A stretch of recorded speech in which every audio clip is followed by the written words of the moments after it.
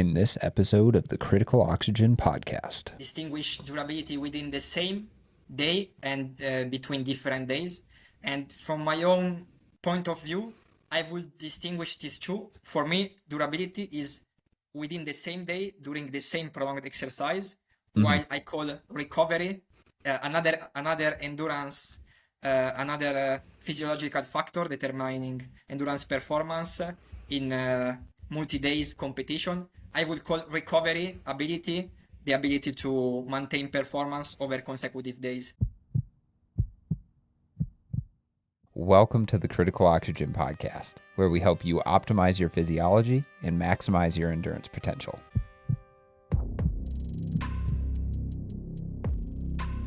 I'm your host, Phil Batterson.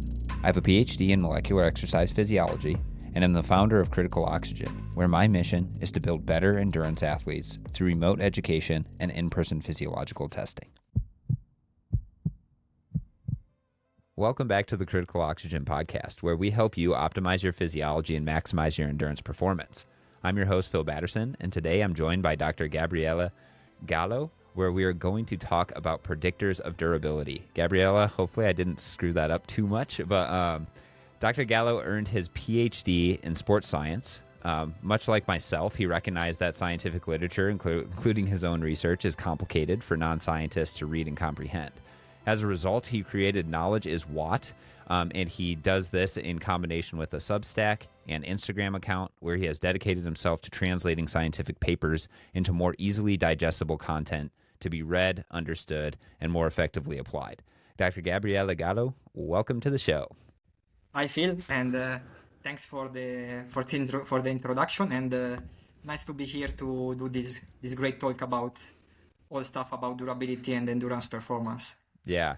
I was telling Dr. Gallo offline that I did my master's degree in predictors of performance, and he essentially did his PhD, well, part of his PhD at least, in durability and physiological predictors of durability. And durability wasn't really around when I did my master's, at least from the perspective that we know it today. So, I've done some podcasts in the past about durability and resilience and those sort of things. But I think Dr. Gallo, you're a perfect person to bring on because you literally are doing the research or did the research in it. So before we get into that, though, could you give us a little bit more of your background? I know I read like a small blip of that, but what are your primary topics of interest? What do you currently do? And what's your current goal in terms of, like business life, those sort of things? Yeah, so basically I just finished my PhD in exercise and sports science. I think it was 3 months ago or something like this. And I did it in Italy at the University of Genova, but my last year was in New Zealand at Auckland University of Technology. So on my PhD, I focused on endurance performance, in particular on road cycling and durability. So let's say that after, but also during the PhD, I was focused also on, divulgate as much as possible scientific research about these topics, because I saw that when I published my first papers during my PhD, it's a lot of work, and then you see that you reach not so much people. So yeah, like I think the stat is like 10 people will read your paper, and half of those are probably from your own lab. Something along those lines, which I with more popular papers, that's not 100% true, but it's on average, it's not very many. Yeah, but that's the concept. So it's something like, it was an experience. And so I decided, let's say, a part of my own research, I saw that also other very cool research was something like hidden on PubMed or on scientific journals. So I started all the Knowledge is What project. So divulgating information on social media, and now I'm doing it on the Substack platform. So my main focus now is on this project. So try to divulgate as much as possible scientific research about exercise physiology and endurance performance, and make it applicable for everyone. So let's say both exercise physiologists, endurance coaches, but also self-coached athletes. So Hmm. just people that want to run, that want to cycle, that want to swim, and then that want to understand more about research and how to improve using science. So this is the main project, and I'm still involved in some way in academia. So continuing my research, even with not let's say official position, and Hmm. also I have let's say another let's say side hustles for coaching and consultation about road cycling. Yeah. So is that your primary sport and background? Something I wanted to ask you about because I come from a like a running background, and one of the things that always would come up is my coach would prescribe, like some workout, and I would ask him why. Why are we doing this? What's the purpose of this sort of stuff? So that kind of really stemmed or pushed me, to wanna either pursue, coaching, but also, like the deeper physiology. So do you have a sport background? And if so, what'd you compete in? And did that have any influence on you going and doing a PhD? Yeah. So basically I'm a sports lover, and I'm from Italy, so I think everything know that the let's say the most popular sport in Italy is football. So I Hmm. started with football.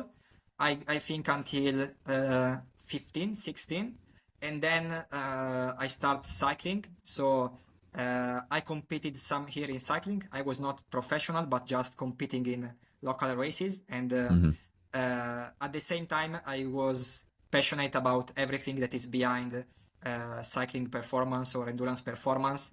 And this is why I started to study sports science as bachelor degree and then continue with the master and PhD until now. Hmm.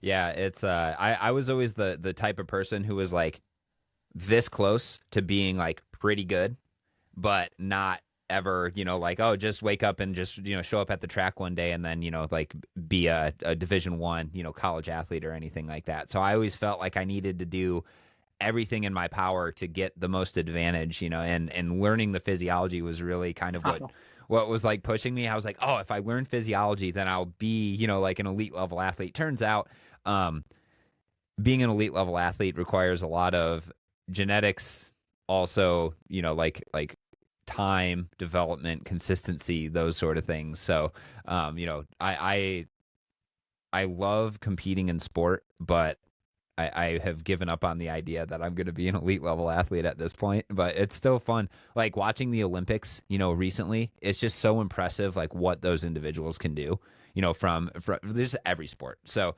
I too have, appreciation for these high level performers. And then, you watch things like the Tour de France and you're just like, how do those guys ride at what, 300 to 400 watts for 4 hours and then have a kick, that's like 1500 watts. It's just absolutely insane. Yeah. So yeah, I just also saw Olympics, and it is very, very fascinating. And yeah, regarding what you said is, yeah, it is easier to find someone that loves sports science that has not, let's say, 90 of VO2 max. Hmm. So yeah, but for me, yeah, I don't know if I've never let's say try to become professional. I was just passionate. I Hmm. didn't have 90 of VO2 max, of course, but I was passionate about sports science as much as to cycle myself. So yeah. Hmm. Yeah, and I think the coaching aspect too is just like kind of, you and I are kind of similar in the sense that we're both kind of, going down a little bit more of a divergent career path, for a PhD, right? It's like I have critical oxygen, you have knowledge as Watt, and I think we need more individuals who want to communicate the research and put it into applied, sort of wording and those sort of things. So, first of all, I really appreciate, all the great studies and stuff that you're posting. I Thanks. was, going through your Instagram, and it truly is something that everybody should go over and check out. If you haven't already followed him, from other podcasts that he's been on, go and check out Knowledge is Watt, and I'm sure you'll gain some good information and stuff. And so what I really want to dive into now is durability. Like I said, I've talked about this on the podcast before. And some other people might hear it as resilience. So first and foremost, can you provide us with like a definition of durability, and should it be called durability or resilience? And I don't know if that's Yeah, yeah, opening yeah, a yeah. can of worms, but like what should the terminology really be? Yeah, yeah, I think it's a muddy place, the terminology around this concept. But for me, whatever you want to call it, if it is durability or if it is fatigue resistance or fatigue resilience, for me, this concept is just the ability to decrease as less as possible your performance level during prolonged exercise. Hmm. So for me, this is the concept, and then the name, it depends on the people you're speaking with, because at the beginning it was fatigue resistance, then durability, then fatigue resilience. But for me, it's just that. So decrease as less as possible your performance level during prolonged exercise. Hmm. Yeah, and it's also the it's like really what we're trying to get at is how much does your physiology decrease over time?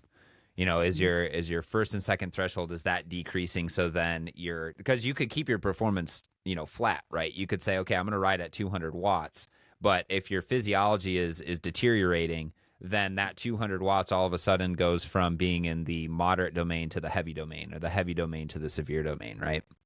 Yeah, yeah, I think it depends on how do you measure it. So Right. you can measure it as performance. I said performance because you can measure it something like your maximum 5 minute power output in Right. a rested state, and then repeat the same test after, I don't know, 2 hours or 4 hours, let's say at a certain power. So this is why I called it performance, but you can also measure it as uh, the decay of some physiological parameters over time. So you can Hmm. also pick the decay in your first threshold or in your second threshold or your critical power. Or then, as you said, you can also measure durability as the, let's say, changes in your physiological values during prolonged exercise. So let's say it is called decoupling. So if Hmm. the power is the same and heart rate uh, rises, let's say that the amplitude of the increase in heart rate can be related to the durability concept, but it is also, these are, let's say, a muddy area, because it is not so certain that uh, this method can identify your durability level. Right. I know it's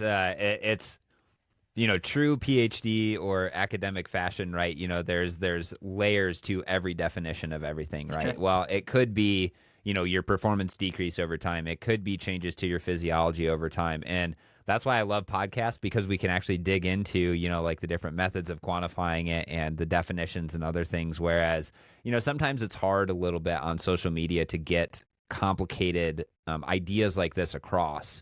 And I do think that this is going to, this warrants a lot of research, because what we see is that people with the best durability, the least decay in their performance, their physiological variables, are the ones that actually are able to do these longer races better. Say so Tour de France, like ultra running, Ironman triathletes, like other things like that. So it's definitely going to be, I think brought up more and more in terms of, if we talk about the three predictors of endurance performance that were kind of talked about with Joyner, it's VO2 max, percent VO2 max that you can operate before kind of going over that tipping level between, sustainable and unsustainable exercise, and then economy. And now we're adding on a time dependent variable, because those three predictors of performance actually deteriorate over time. And the amount that they deteriorate is that durability, or resilience, or fatigue resistance, which is funny that it's also called fatigue resistance, because we're like, oh yeah, that's just like, no duh, that's what endurance athletes actually need, is to build up fatigue resistance, and that's what makes them good athletes. But now we're finally quantifying it in terms of a research perspective, at least.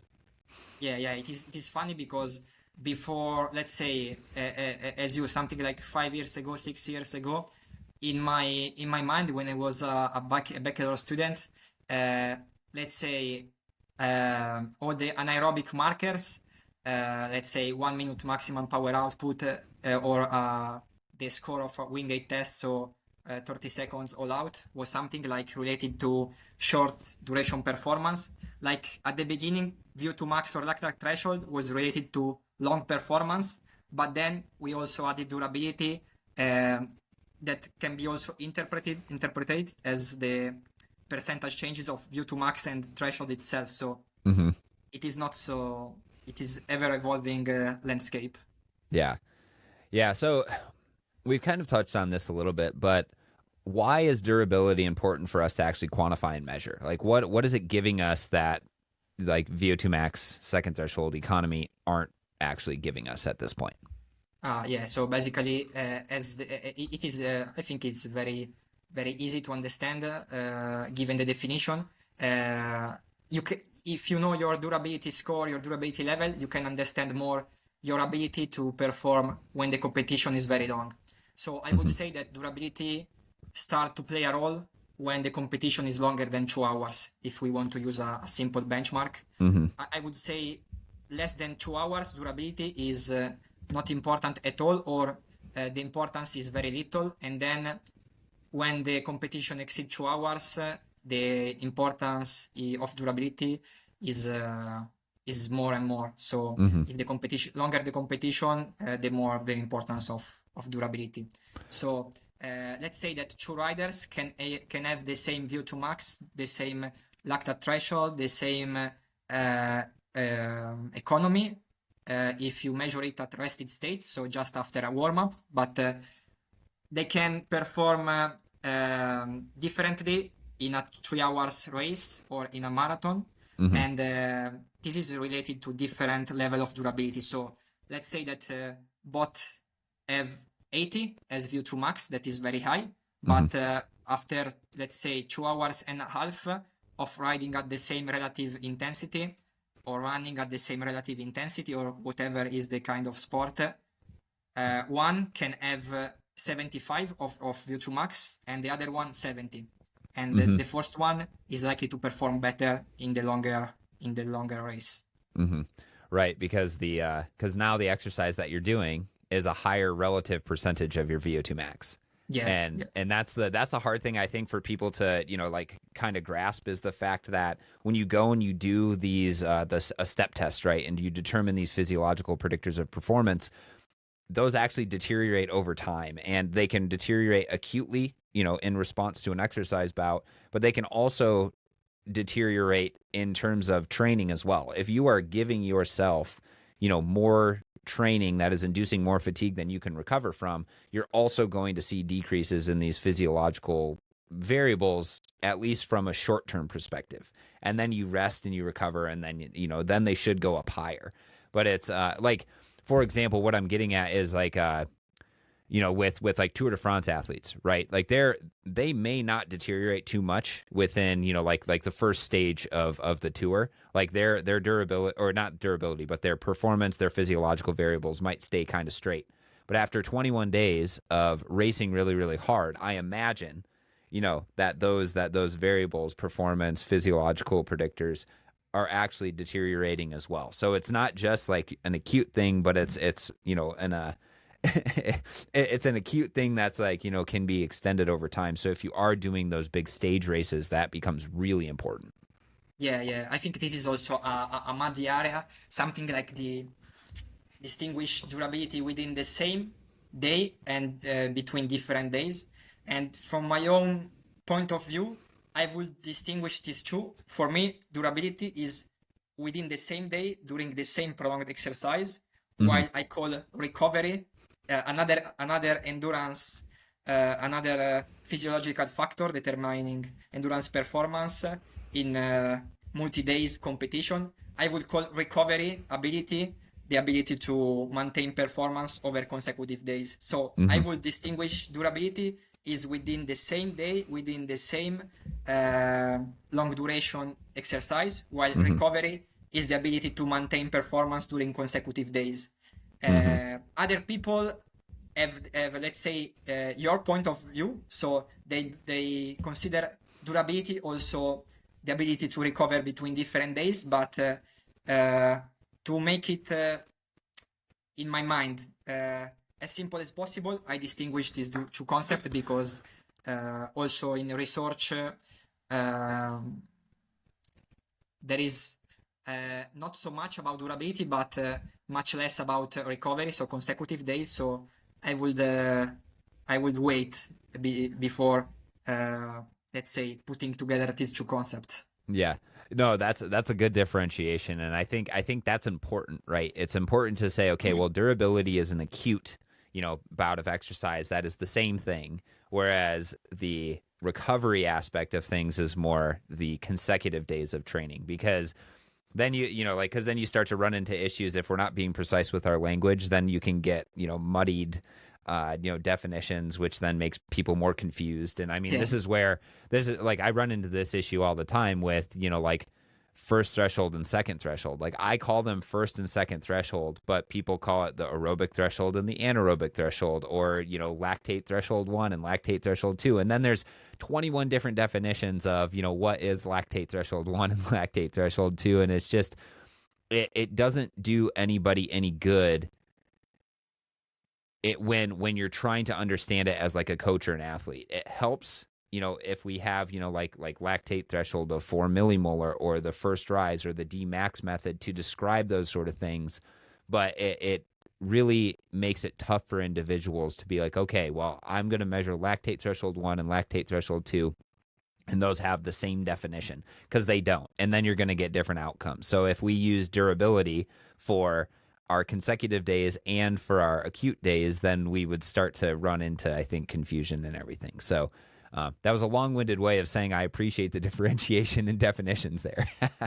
Yeah, exactly. So yeah, basically, I would distinguish the two terms. I think durability is one thing, recovery is another. Maybe being more durable can help also recovery between consecutive hard training days or race days, like in 3 weeks grand tours like road cycling. But yeah, I would consider these two different things. Mm-hmm. So now let's actually get into how do we measure durability in a lab setting? You already kind of hinted at there's a number of different ways we can do it. So what are the ways that you've measured durability, say, like in a lab setting? If we were doing a research study, how are you going about it? Yeah, that is a very interesting question, and I think there is not one answer, but you can consider these different things and pick your own protocol. So I think we can identify 3 things, maybe 4 things, but let's say the first one, I think, is the most important, is define the performance marker that you want to measure. So with durability, you want to measure a percentage decay during prolonged exercise of one marker. So just at the beginning, pick that marker. You can choose VO2 max, you can choose lactate thresholds, you can choose even economy, you can choose like a time trial, so 5 minute maximal efforts or 20-minute maximal effort, but you can just pick your performance marker, and you have to measure it at rested state or in a fresh state, so just after a warm-up. And then you have to repeat the same measure after a prolonged, let's say, fatiguing bout. So a protocol that put fatigue in your body. So you have to repeat the same measure at fresh state and after prolonged exercise. So this is the first thing. The second is define the fatiguing protocol. So the prolonged exercise that you have to do between the two measures. And basically you have to choose about duration and intensity of this bout. So I think there is no one protocol better than another. I think the best thing is just try to choose a fatiguing protocol that is specific to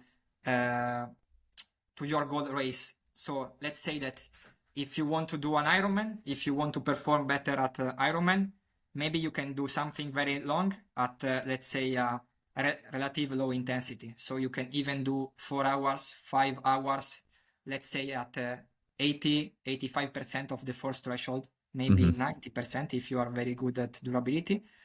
While if you are doing something different, something like, I don't know, 2 hour cycling race, 3 hour cycling race with climbs, maybe you can do something like more specific to this. So let's say Hmm. 2 hours with maybe 3 or 4 efforts at zone 3 or maybe even zone 4 in a 5 or 7 zones model. Hmm. So my advice is choose the fatiguing protocol that is specific to your goal race. Yep. So this is the second, and the third is standardized everything that can confound the results of the test. So I think the most important thing about this is nutrition, and Hmm. I would say I think everyone know it, but the most important thing is carbs during exercise. So let's say that if you repeat the same test between different athletes, or you repeat the durability test on the same athlete after a while, after a training block, you have to eat the same carbs during the fatiguing protocol. So Hmm. you cannot go, let's say, with no carbs during the first test and then repeat the same test after 3 weeks, eating 100 grams per hours of carbs. Right. Is a big confounding factor. So standardize the nutrition, maybe better also the pre-test nutrition. So let's say the breakfast Mm. and maybe even the day before. And but the most important thing is standardize also the carbs and everything that you eat during the fatiguing protocol between the two different tests. Yeah. And Yeah. I yeah, really like that recommendation of making your fatiguing bout as race specific as possible. It's yeah. like, so it makes sense. Like when I did some testing down in Kentucky with Aaron Geyser, who's a coach at Endure IQ, and we did a durability test where Ah, great. I think we chose a 3 minute all out test, and then we did I can't remember exactly, but I think it was 2 to 3 hours, pretty much at Ironman race pace, because all the athletes we were training were or testing were Ironman athletes. And then we did 3 minute all out test again. And I told them, I was like, I want this to be as sports specific as possible. So if you're going to be racing, like, so whatever your target power output is, select that, shift your gears in order to obtain that, and then take in the nutrition that you would take in, on race day as well, because that's going to be most indicative of what you're actually going to experience on race day, right? Uh, so Yeah, so don't do it fasted. Don't do it, with a crate. Like, don't test out the fact that you're like, oh, I really want to test 120 grams of carbs on this fatiguing exercise. No, no, no, no.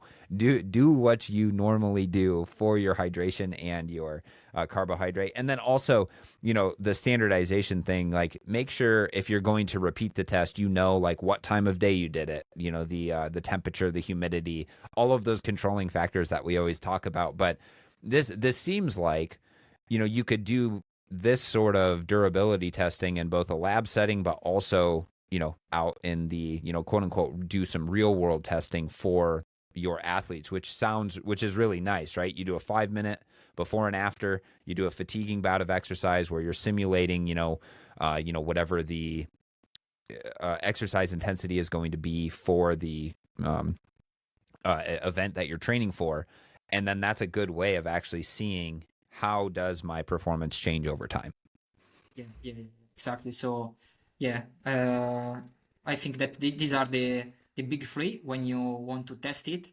And yeah, because in particular, if we think about road cycling, at the beginning there was something like a standardization of the uh, prolonged exercise using kilojoules. So the total amount of work that you perform, but so energy expenditure, total energy expenditure. Mm-hmm. So at the beginning, there, for example, software like Training Peaks use markers, something like your maximal mean power output over a certain duration that can be 5 minutes, 10 minutes, or whatever, after benchmarks of kilojoules. So usually it is 3000 kilojoules, but it could be also in kilojoules per body mass. So something Mm. like 40 or 50 kilojoules per body mass. But you know that you can, uh, let's say, you can spend the same kilojoules with very different combinations of volume and intensity. So you can spend that kilojoules, 3000 kilojoules, with a 4 hours ride in zone 2 in a 5-7 zones model. But you can spend 3000 kilojoules with, let's say, 2 hours and a half, so shorter ride with high intensity efforts above critical power or second threshold. And so I think, but it's not about me. There is also there are also recent studies that show that durability scores are influenced by intensity and duration of the effort. So usually longer and lower intensity efforts decrease performance less compared to shorter and higher intensity efforts. So, and for me also the interesting thing is that durability related to one effort is not, let's say, large in a statistical point of view related to durability to the other effort. So you can be more durable to one effort and less durable to another kind of effort. So for me also this is interesting. Yeah, it kind of goes to show that you need to do, like both. Or like you need to do a lot of, kind of field testing after you do, say, like an initial assessment. Like I was almost going to say you could easily, do like a 5-minute effort before and after, like a very long ride. You could do a 5-minute effort before and after a VO2 max, sort of style effort, just to see how does your performance deteriorate based on those variables of both duration and intensity. And it's interesting that you bring that up because during my master's degree, I was part of a thermoregulation lab. And one of the things that we did is we had individuals get warm either from, moderate intensity continuous training or high intensity interval training. And then we put them in this device called lower body negative pressure. And what it would do is it would simulate hemorrhagic shock. So, individuals like firefighters and military individuals, run risks of having lower body injuries that cause them to bleed a lot. And one of the things that we were finding is that high intensity interval efforts warm the body up faster and also make you less tolerant to these sort of, challenges where, like blood volume is essentially going away. So it's not surprising to me that higher intensity work also decreases durability in a sense faster because you're getting warmer. You're most likely going through a little bit more of your carbohydrates and other things like that. And that might be a perfect a perfect juxtaposition to predictors of durability. If you wouldn't mind, what is the current state of the literature on what actually predicts durability? Like what makes an athlete less or more or less durable, than another? Yeah, this is a very interesting question, and we are trying to answer this, but we don't have the definitive answer. But the one factor that seems to be related to durability is to maintain, let's say, total body carbs availability during prolonged exercise. So we mainly have two different substrates that are carbs and fats to produce energy during prolonged exercise. And even in a lean individual, let's say with a low percentage of body fat, fats are a virtually unlimited resource of energy. So you can exercise all day long with just using fats. But while on the other hand, carbs are a limited one. So you have stored few energy as glycogen in the muscle and in the liver, but this energy is very limited. So and this is why we want to ingest as much as possible, let's say as much as possible carbs during prolonged exercise, is to maintain carbs level. So this is one factor that it seems to be related to durability. And in particular, one study showed a relationship between the decrease in anaerobic reserve and the decrease in muscle glycogen during prolonged exercise. So I would say that the only factor that seems clear at the moment is maintain carbs availability, in particular glycogen, because some poor physiology studies show that depletion in muscle glycogen uh, leads to fatigue, to muscle fatigue, where through different mechanisms that are related to potassium, sodium, and calcium. So something very about I don't know what is the English term, but electrolytes in the muscle Oh to yeah, yeah. maintain the excitability of the muscle. So uh, less the muscle glycogen, let's say less efficient, or it is harder for this mechanism to maintain muscle stability Hmm. to work. Yeah. Yeah, I actually I just taught this in an exercise physiology course that I offered, and essentially the like there's a really good review by Arthur Chang, and I think it's called like the basis for fatigue, and uh, I'll link it in the show notes, but it's Okay. essentially like calcium related based basis for fatigue, and essentially he walks through how longer duration endurance activity resulting in most likely the depletion of glycogen results in higher um, proton production, inorganic phosphate production, which then can interfere with first and foremost, you know, your circle pumps, which are the what take away the calcium after it's been released into the muscle, and then that causes or allows for myosin actin interactions, and then that also can play into the ability to regulate what electrolytes, right? You know, your sodium potassium balance, because every time you are contracting that muscle, you have to get a signal from your brain to the muscle, and when that signal gets to the muscle, we get a depolarization or a shifting of those electrolytes, which then propagates that signal down into the T tubules and then allows for the muscle to actually contract. And depletion of muscle glycogen seems to be related to an inability to maintain those gradients or excitability, especially during long duration activity. So it's really interesting, you know, how all of this is really interrelated, right? The ability to maintain carbohydrate sources allows for us to maintain probably more efficiently, you know, ATP rates of regeneration. Those ATP rates of regeneration are going towards muscle contraction. They're also going towards the regulation of the excitability of the muscle to get us to be able to contract. And if we can't uh, maintain that, then we fatigue, right? Yeah, Yeah, yeah, that's yeah, kind yeah. of what it comes down to. Yeah.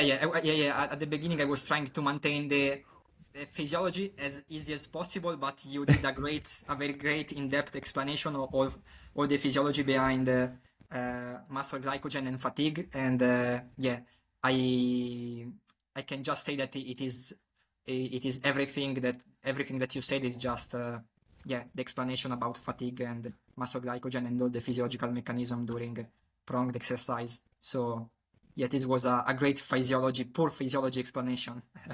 Yeah, that's don't shy away from those deep physiological explanations. The people who listen to Okay. this podcast are super smart and really hungry, you know, for the deep physiology.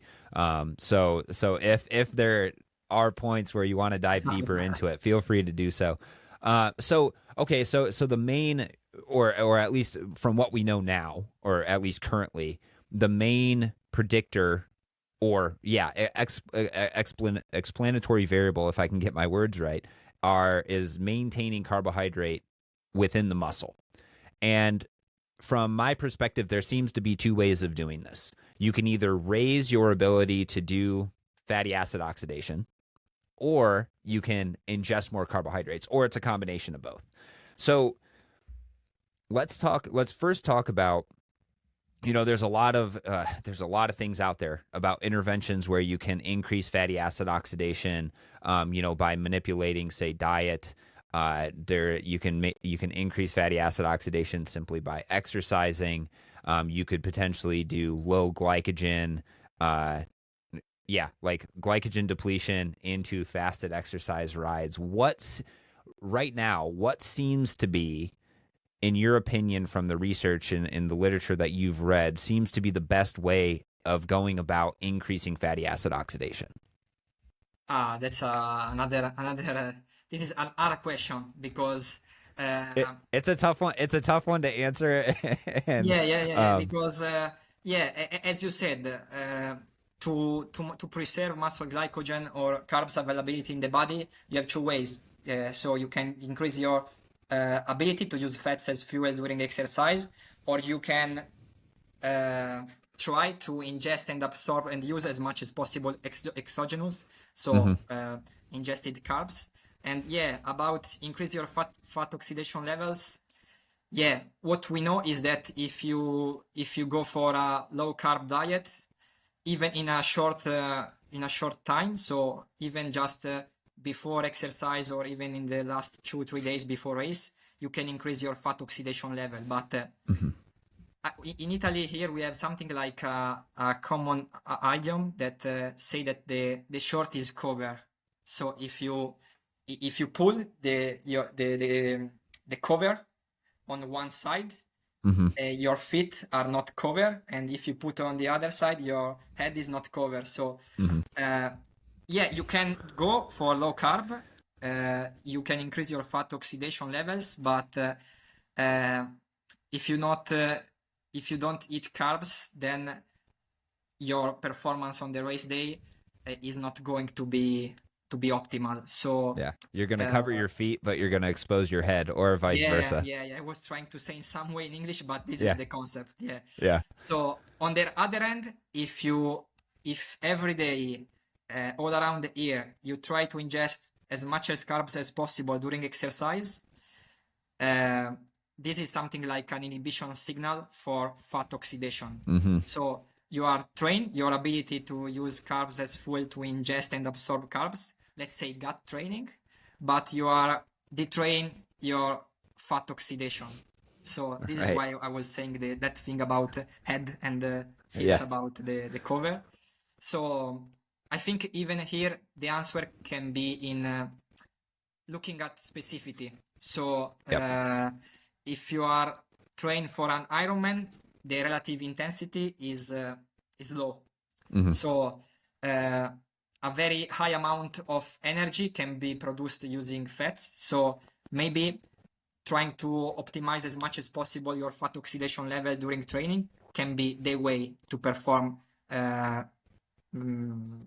best on the race day.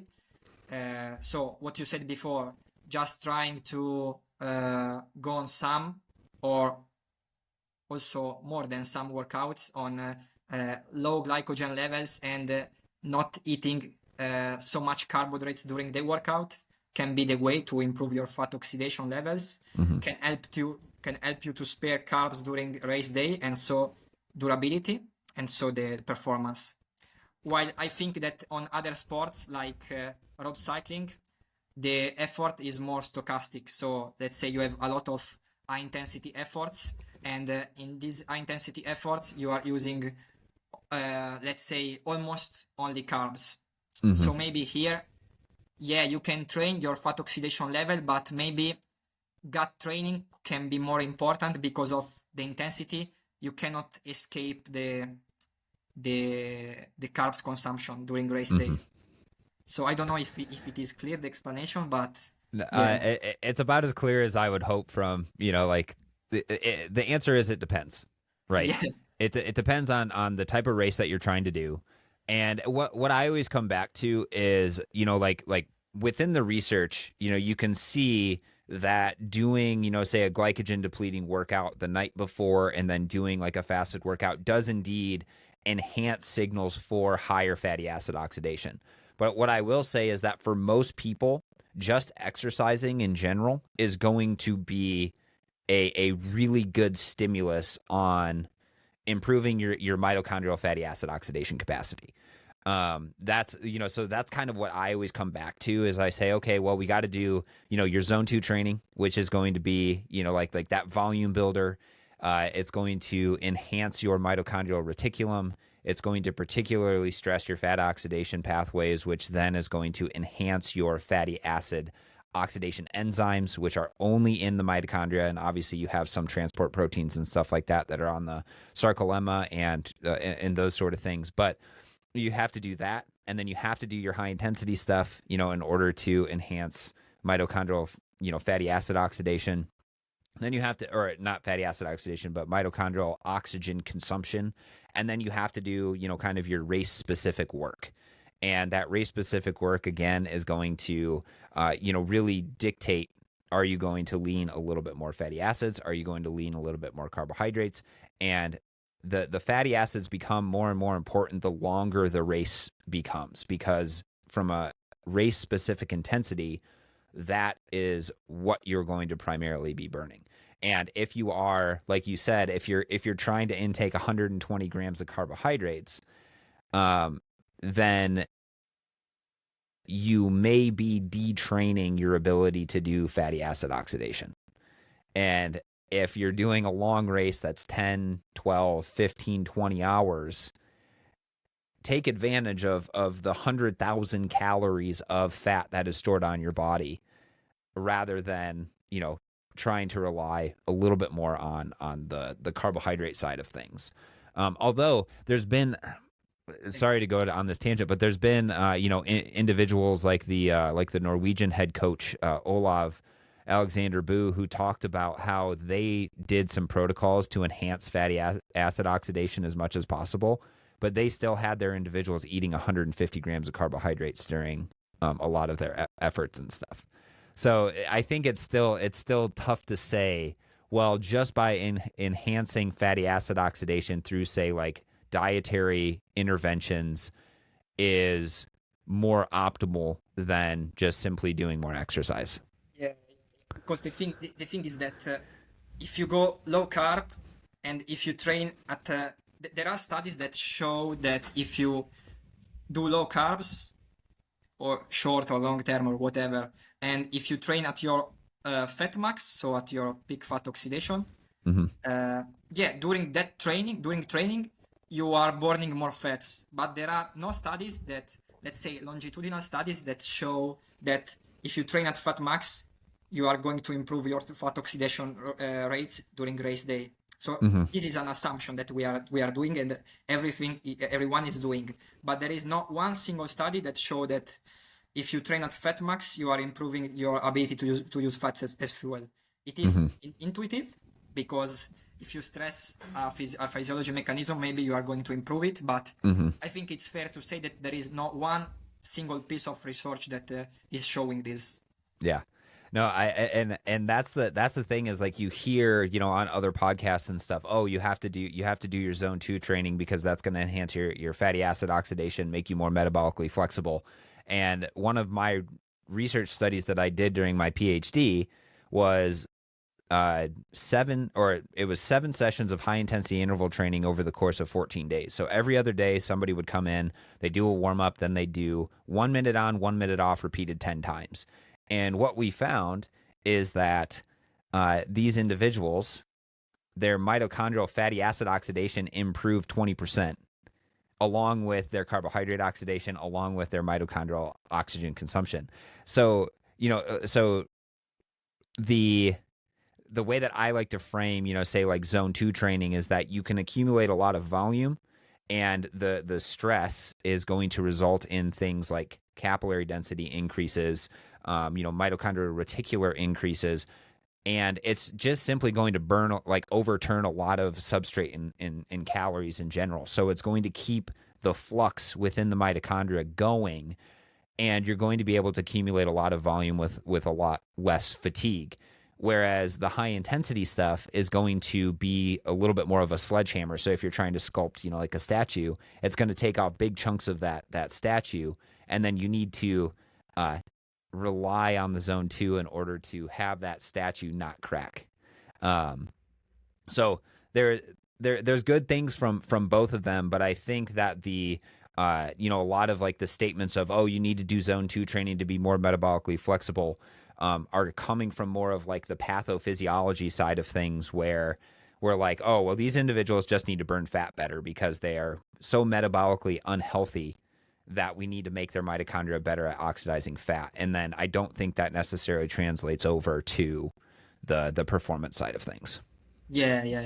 Because as you said, you can get the very similar adaptation in mitochondria, both using high volume, low intensity training and short duration, high intensity training. They act with different signaling pathways, but at the end, they both stimulated the growth factor at mitochondrial level that it is PGC1 alpha. So, yeah, you can try to. I think that it is worth to try to target to increase your fat oxidation levels training at fat max at zone 2, because for me it, even if I don't have the paper, it makes sense trying to stimulate as much as possible one physiological mechanism to improve it, but at the same time I think it's not the all I don't know what is the English term, but all and all solution, something like this. Yeah, end all be all. Yeah, something like this. I think that yeah, it is worth a try, but yeah, but aside, just I think that we are focusing too much on details, but if we take a look at the big picture, that is durability. On the other hand, we have studies that show that in some way the training strategy to improve it is long duration, so high volume, low intensity training improves durability. So aside the physiological mechanism, so if we just delete physiology for 1 second and we just look at the outcome, that is durability, high volume, low intensity training seems the key to improve your durability. So if we forget physiology for 1 second and we just be something like practical, Yeah. we can just stick with high volume, low intensity training. It seems to be the best solution. Well, so I just saw a study when I was, kind of doing research to talk to you that showed that both low intensity training and high intensity training, at least it was like sedentary and moderately trained individuals, increased durability to the same extent.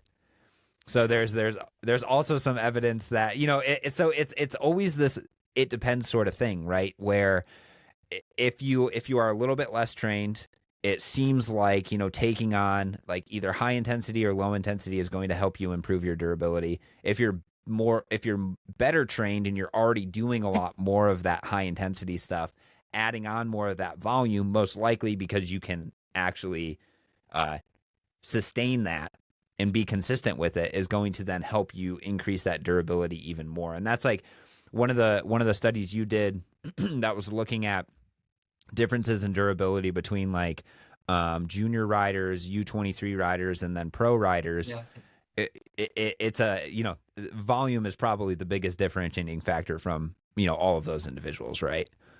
Yeah, exactly. So we basically we just saw that professional cyclists have a better durability. So it was something like the decrease in maximal mean power outputs after long exercise. They have better durability compared to under 23, and the under 23 cyclists have better durability compared to the U19. So and the main difference between training strategies in these three groups is the higher volume. So higher the age category, higher the training volume. So basically, in particular, low intensity training volume. So before the force threshold, we can say, to simplify it. So zone 1, zone 2 in a 5-7 zones model. And yeah, I don't know what study were you referring about? Some before, it was something like Scandinavian guys, which were I can't remember exactly, but I was just looking at it. I can send you the paper when we're done. Yeah, but I think that I understood which is the paper, and I think one limit of the paper is, of course, one is, as you said, the participant that were just recreational, but the other one is that the marker that they used for durability outcome was just the coupling. So let's say the drift in ventilation or heart rate during a 2 hours exercise. And we together with Auckland University of Technology, we are trying to understand if the coupling is a marker of durability. And what we are finding it is underway, so it is not finished the project, but what is underway is that it is not so good predictor of durability, the Mm. decoupling of physiological markers. You can understand something about durability, but even if you combine all the decoupling in breathing frequency, in ventilation, in heart rate, you cannot predict 100% durability. So if you use a specific measure of performance like decay in VO2 max or decay in time trial. So I think that if you look at study that use heart rate decoupling as durability marker, I will wait before taking the results as gold. Yeah. Yeah, and that's that there's always things that we need to learn more about, right? So that's Yeah. great that you're clarifying here. And so we've talked about, like the first way of kind of decreasing durability, increase your fatty acid oxidation to spare glycogen. But what about the flip side of things? Taking in, more carbohydrates. I think you've seen that increased carbohydrate intake results in lower decreases in durability, or decreases in performance, which makes your durability better. And there's this is a huge debate right now, right? Like, should you be taking in more carbohydrates, upwards of like 90 to 120 to 150, or is there like a threshold? Does there seem to be like a carbohydrate ingestion threshold that kind of you can reach that then delays that durability drop, or that performance drop, like to some extent? I'm sure we need more studies for it, but Yeah. Also here, my fourth answer is we don't know. So yeah. everyone that you see something like the best amount is this, the best amount is this one. It's just personal experience that yes can be valuable, but there are so many confounding variables that before saying that this is the best amount, I would wait at least one study that show it. So basically, scientific research showed us that if you are competing, let's say at least in a 2 hours competition, Mm-hmm. the recommendation is, let's say, around 90 grams per hour or Mm-hmm. something like this. And also the type of carbs is important. So the combination of or let's say the ratio, because glucose or maltodextrin and the fructose, because they have different transporters to Mm-hmm. be absorbed in the blood. And let's say that maltodextrin and glucose transporters are saturated around 60 grams per hour. So above that amount, you have to co-ingest also fructose to increase the amount of carbs that you can absorb in the blood, and so that can go to the muscle. But then we also saw other, let's say, experts on the field in road cycling that are saying that the best is going up and up. So even I read even 140 grams per hour in the longest and most demanding races.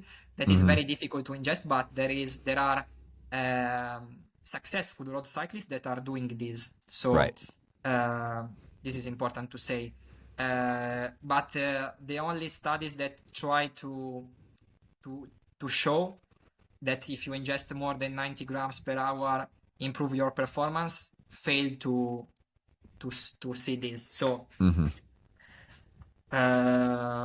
maybe because participants were not so high level participants, and their energy expenditure was not so high, while Mm-hmm. professional road cyclists have much more higher energy expenditure.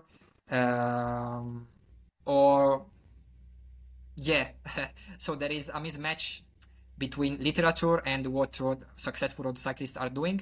Mm-hmm. And because the thing is that one study showed that if you go from 90 to 120 grams per hour, yes, you can use more exogenous carbs, but at the same time, fat oxidation is switched off. So you are Mm-hmm. also using more endogenous carbs, that is glycogen, that is related to fatigue. So, Right. Right. so again, the cover is short. Also, Yeah. this is why I'm saying that the cover is short. So we have this mismatch between literature and feed in road cycling.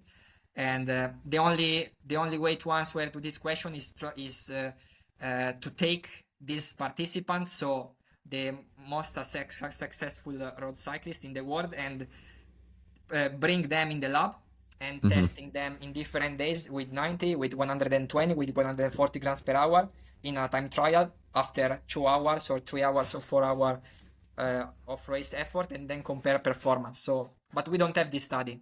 So, Mm-mm. uh, I would just say that 90 grams per hour for competition longer than 2 hours or 2 hours and a half is the current recommendation, but Yeah. there is Yeah. no recommendation that more is better. Right. And I know, and it's really interesting, but a lot of this talk, right, seems to be, like we're talking about more like figuring out the optimal, rather than more is always better.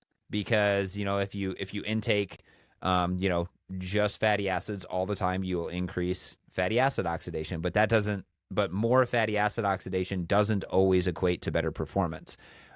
If we switch on the other side of things and say, okay, well, we know some carbohydrates, it helps improve performance and delay fatigue and other things like that.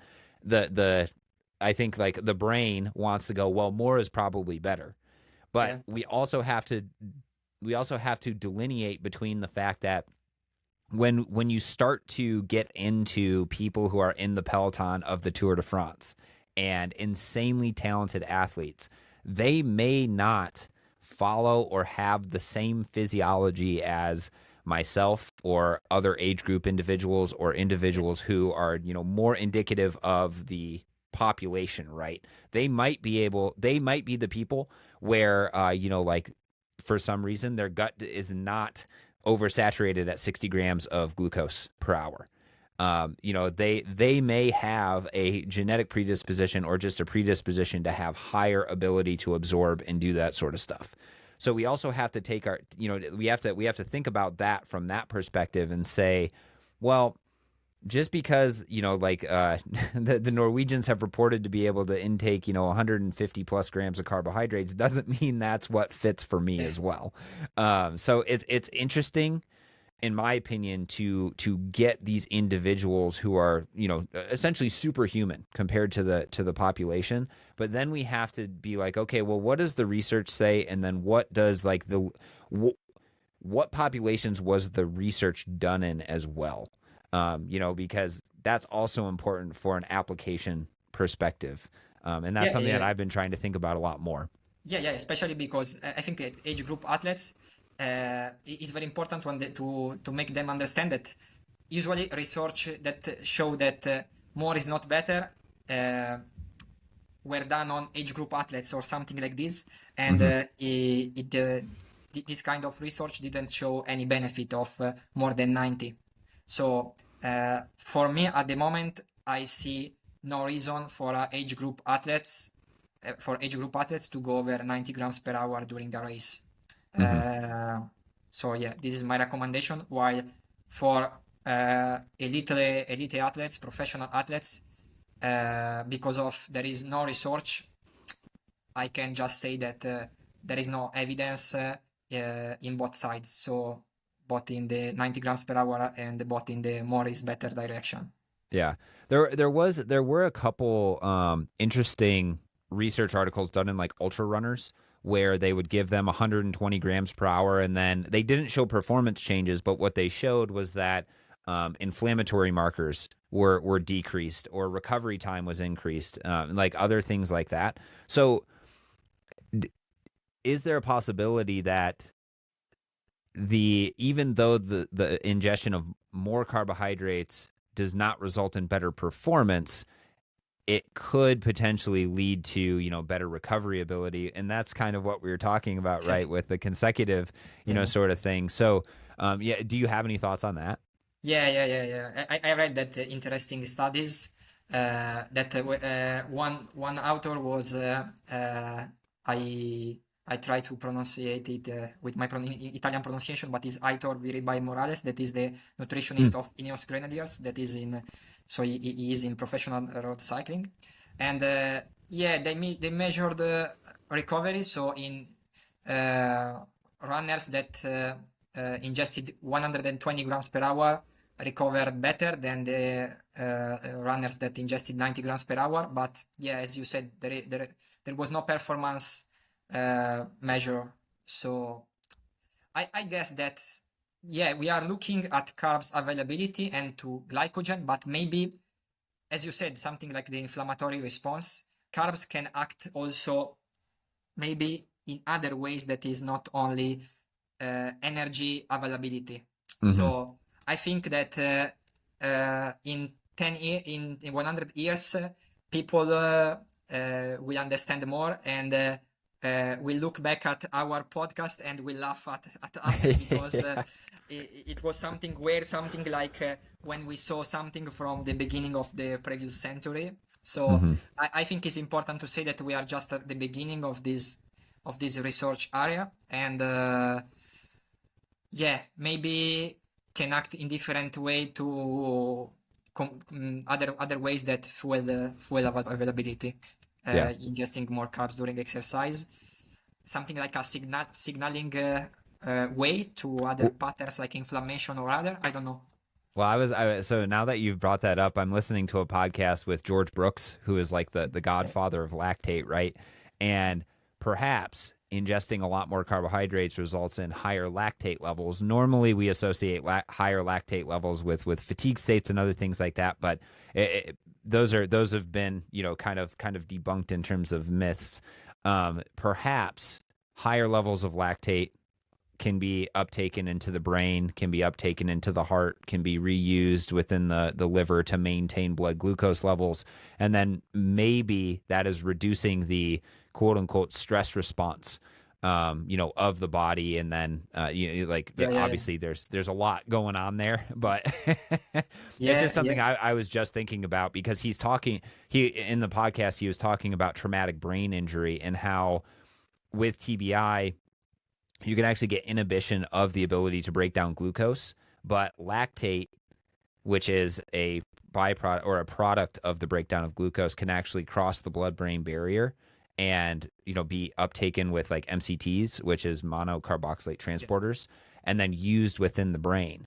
And so maybe that is a way of signaling to the brain, hey, we're not in that much of a crisis here because we're maintaining lactate levels, blood glucose levels, and the brain is kind of happy. That's obviously speculation, yeah. but it's just Yeah, something. but yeah. I think it is very interesting, and I think that yeah, as I said before, maybe, and as you just said, maybe, yeah, energy availability is one thing, but maybe carbs can act as a signaling molecule, as a signaling pathway, Mm-hmm. something like a drop down of reactions in the body that can act also outside the muscle, like inflammatory, stress response, and whatever. But we just don't know. Yeah, I know. It's fun. This is why I love talking to people like you is because it gets my brain turning and being like, okay, well, what studies do we need to do now? Yeah, And you were just talking. Well, we need to see what happens with these high level of high level of carbohydrate ingestion within these elite level athletes because they could be, like there might, like we see with like there was an assumption that stroke volume plateaus with higher exercise or with exercise intensities like 40% and above. But now what we know is that with highly trained individuals or trained individuals, stroke volume can keep increasing. So perhaps there is a slight difference in the ability of these individuals to, utilize carbohydrates and it doesn't plateau like it does in age group individuals. And again, this is speculation, but these are just like the thoughts that go through my head when I hear this sort of stuff. yeah. Because the other thing is that many, let's say, the majority of researches that have been done on this topic, so let's say 90 better than 60, 120 better than 90, used as prolonged exercise, let's say a zone 2 or maximum zone 3 intensity Mm-hmm. effort. And also, I think that another signal that switch off fat oxidation is intensity. We all know this. So Mm-hmm. I'm not sure that we can translate the results taken from a zone 2 study on a race that have also zone 4 efforts, that in which kind of in this kind of efforts fat oxidation is switched off anyway because of the intensity, something like adrenaline and all these kind of things that switch off the fat oxidation. So maybe carbs can switch off fat oxidation, but fat oxidation is switched off anyway at this intensity, and maybe more is better can work more at higher intensity compared to low intensity. But Yeah. just an idea. Yeah. No, I know. I love it. I love it. And yeah, I mean, this like the people say for Ironman, for example, that are intaking the most amount of carbohydrates are typically the ones that are the best cyclists, or cycling at very, very high intensities, which would indicate they're burning a lot of calories. They should be reliant on fats, but when you're burning a lot of calories, you gotta get those calories from somewhere. So maybe it's just a purely energy availability, sort of thing. But again, to be determined. So I'm trying to be respectful of your time. This is an amazing conversation.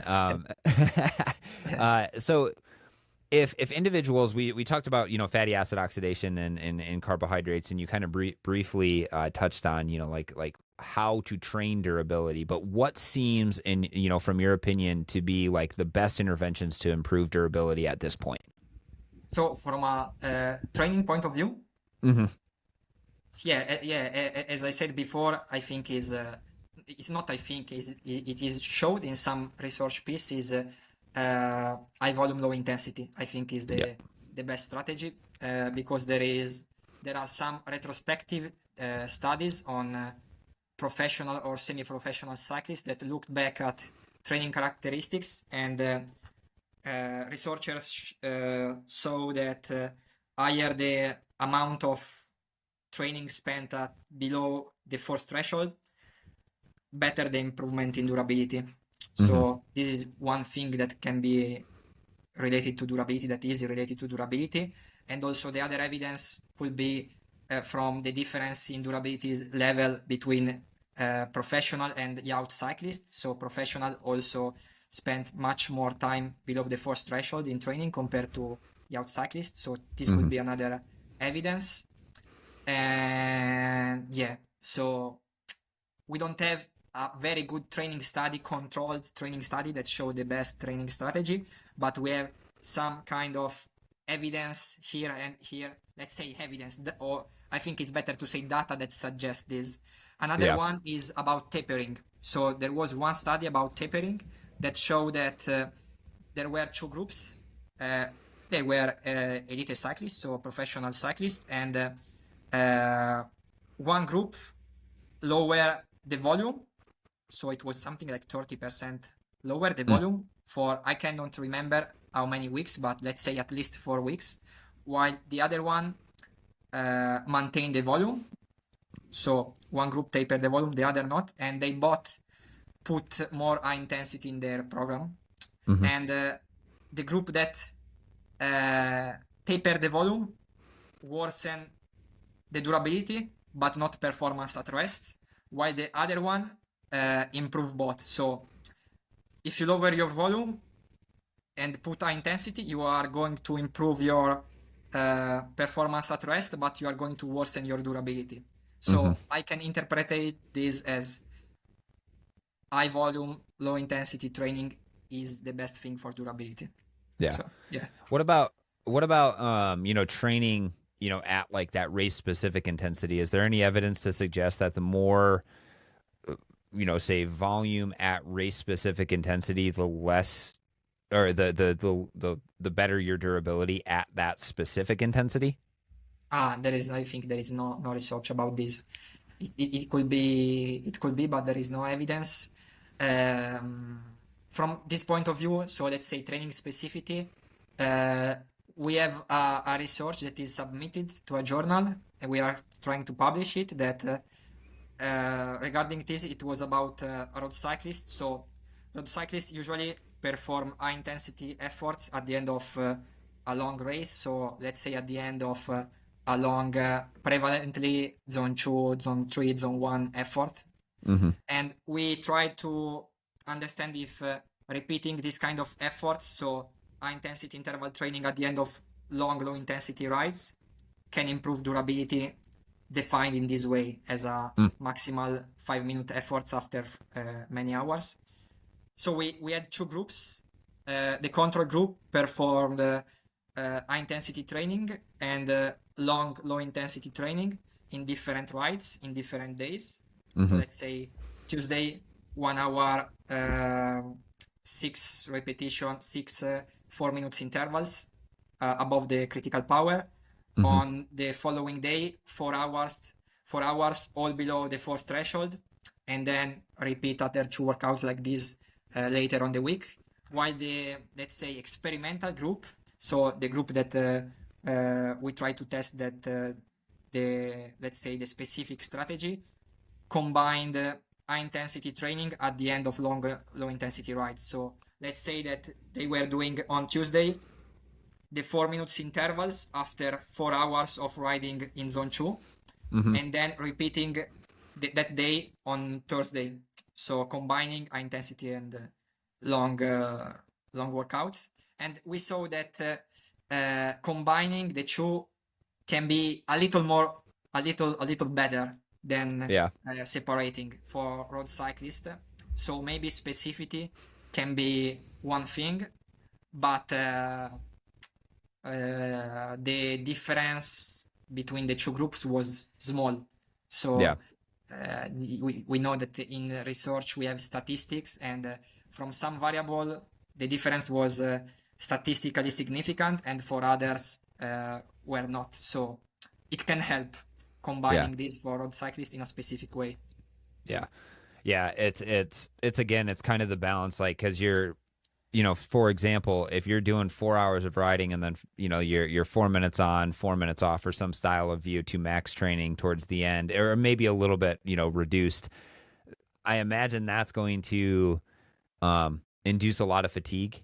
So for like the everyday person, that might be too much and push them overboard, right? And so it's really cool. Like, I love the fact that you guys are doing the study. I just want to let people know, it's like, hey, like don't go out and do this, because you're gonna gain more in terms of durability by doing your long workouts, your interval workouts, keep them separate, recover in between, stay consistent with your actual training. But for these elite level individuals, like, the difference between a small improvement could be the difference between winning or losing, like a gold medal, like in the Olympics or something along those lines. Exactly. I subscribe 100% to what you just said. And again, I don't know what is the English term, but that strategy that I just described can be something like the last piece of the cake. So the last piece of the puzzle. Yeah, before you have everything that you said, so just be consistent, just to accumulate a consistent volume of training, just try to stress and recovery in a consistent way for a long period to be consistent with your training, with your health, and then you can add these last pieces to optimize performance, but just don't forget the basics. Yeah, 100% agree. Well, Gabriele, this was an amazing conversation. I really appreciate you coming on. I hope that this is like the first of many conversations that we can have, because you also you also study other things. So where can people find you? We've already kind of talked about it, but where do we want to drive people to? Yeah. So I think the best thing is just Knowledge is What accounts. So on social media, on Instagram, the name is just Knowledge is What, and we are also on X or Twitter or whatever. And this is completely free. And I just publish there infographics about different studies. And then if you want something like a more detailed explanation of these studies, of these infographics, there is other content on Substack platform. You have the link on social media, and there is a small fee, something like €5 per month, and there you can go more in detail about the studies that are showed in the infographics and the practical applications that you can use on your own on or with your athletes or whatever, or you can just be interested in sports science and just read it. And but anyway, the best thing is also experiment it with outside the laptop and outside your home. Yeah, 100% agree. Well, thank you so much for coming on. If you have any questions for me, guys, you can always find me at Critical02 on Instagram. You can comment down below if you're on YouTube, and you can even comment if you're on Spotify. If you enjoyed this episode, don't forget to subscribe and leave us a 5-star review. It really helps out the show. And like I said, if you guys have any questions, feel free to reach out to me. Go follow Gabriele at Knowledge is Watt on Instagram. Ask him questions. And hope you guys enjoyed this really in-depth conversation about durability, and we'll catch you guys in the next one. Bye.